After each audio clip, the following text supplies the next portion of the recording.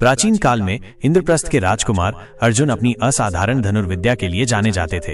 वे न केवल एक कुशल योद्धा थे, बल्कि एक जिज्ञासु और धर्मात्मा व्यक्ति भी थे। एक दिन वन में भ्रमण करते समय अर्जुन ने एक वृद्ध ऋषि को तपस्या करते हुए देखा।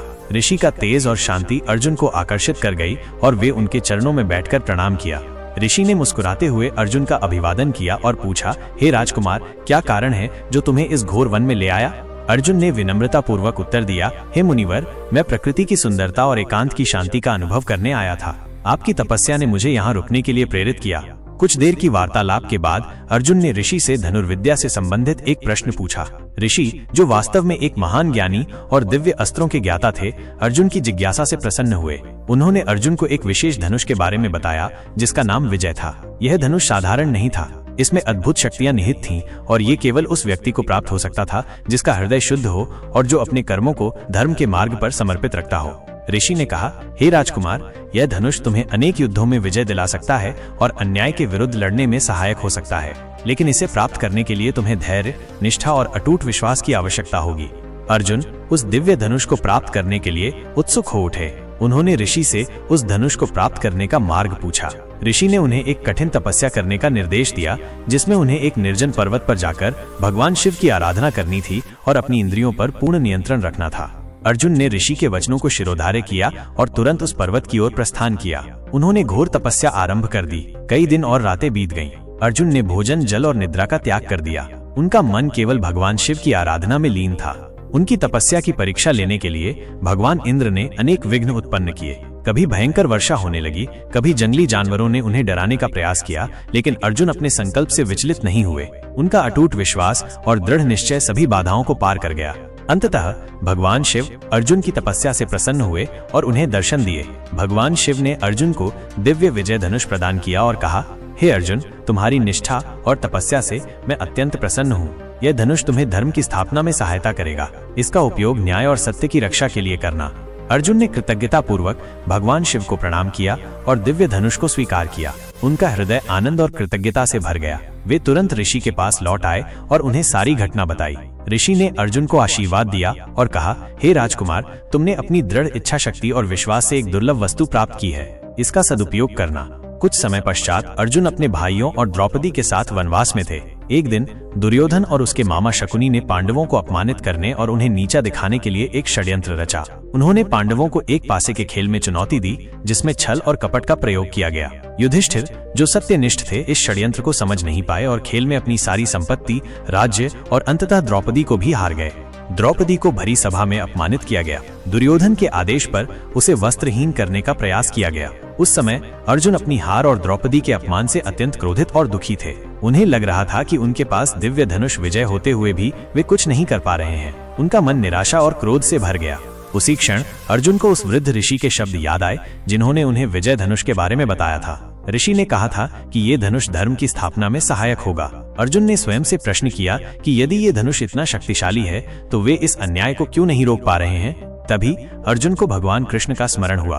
भगवान कृष्ण पांडवों के मित्र और मार्गदर्शक थे। अर्जुन ने व्याकुल होकर भगवान कृष्ण का ध्यान किया और उनसे मार्गदर्शन मांगा।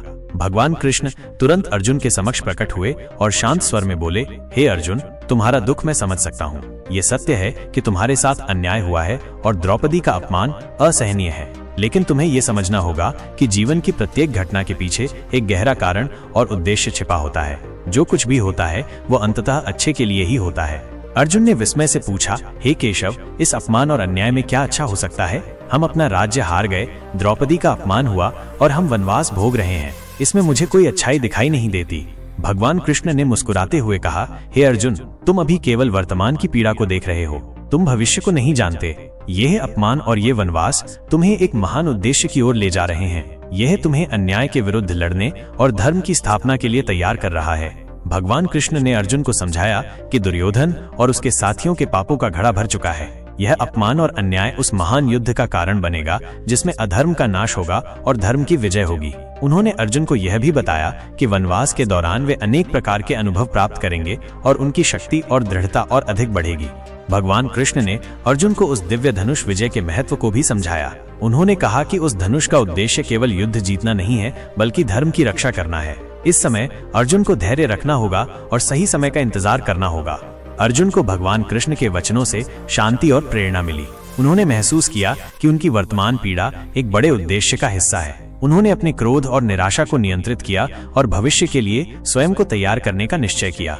वनवास के दौरान पांडवों ने अनेक कठिनाइयों का सामना किया, लेकिन उन्होंने धैर्य और सहिष्णुता से काम लिया। उन्होंने अनेक ऋषियों और मुनियों से ज्ञान प्राप्त किया और अपनी आध्यात्मिक शक्ति को बढ़ाया। अर्जुन ने इस दौरान अपनी धनुर्विद्या का और अधिक अभ्यास किया और वे एक अजेय योद्धा बन गए।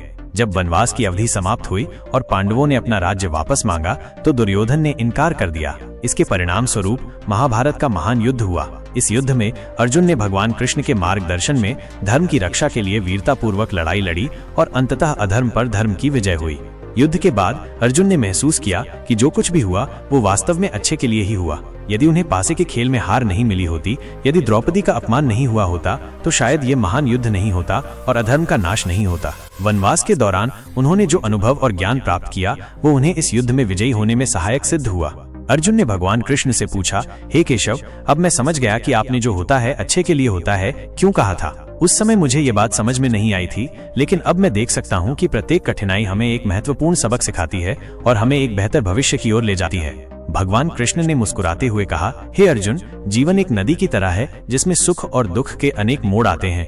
हमें प्रत्येक परिस्थिति को स्वीकार करना और उससे सीखना चाहिए। जो लोग धैर्य और विश्वास रखते हैं वे अंततः सत्य और धर्म के मार्ग पर विजयी होते हैं। इस कथा से हमें ये शिक्षा मिलती है कि जीवन में आने वाली प्रत्येक कठिनाई का एक छिपा हुआ उद्देश्य होता है। हमें वर्तमान की पीड़ा से निराश नहीं होना चाहिए, बल्कि भविष्य पर विश्वास रखना चाहिए। भगवान कृष्ण हमें ये सिखाते हैं कि जो कुछ भी होता है वो अंततः हमारे भले के लिए ही होता है, भले ही हमें वो तुरंत समझ में ना आए। हमें धैर्य, निष्ठा और ईश्वर पर अटूट विश्वास रखना चाहिए। यह कहानी श्रीमद् भगवद गीता के सार को दर्शाती है, जिसमें भगवान कृष्ण अर्जुन को कर्मयोग, भक्ति योग और ज्ञान योग के माध्यम से जीवन के रहस्यों को समझाते हैं। जो होता है अच्छे के लिए होता है का सिद्धांत हमें सकारात्मक दृष्टिकोण अपनाने और जीवन की चुनौतियों का सामना करने की शक्ति प्रदान करता है। ये एक काल्पनिक कथा है, लेकिन ये भगवान कृष्ण के उन उपदेशों से प्रेरित है जो हमें जीवन की हर परिस्थिति में सकारात्मक रहने और ईश्वर की योजना पर विश्वास करने की प्रेरणा देते हैं। हमें ये याद रखना चाहिए कि ईश्वर की दृष्टि में सब कुछ एक निश्चित उद्देश्य के साथ होता है और अंततः सब कुछ अच्छे के लिए ही होता है।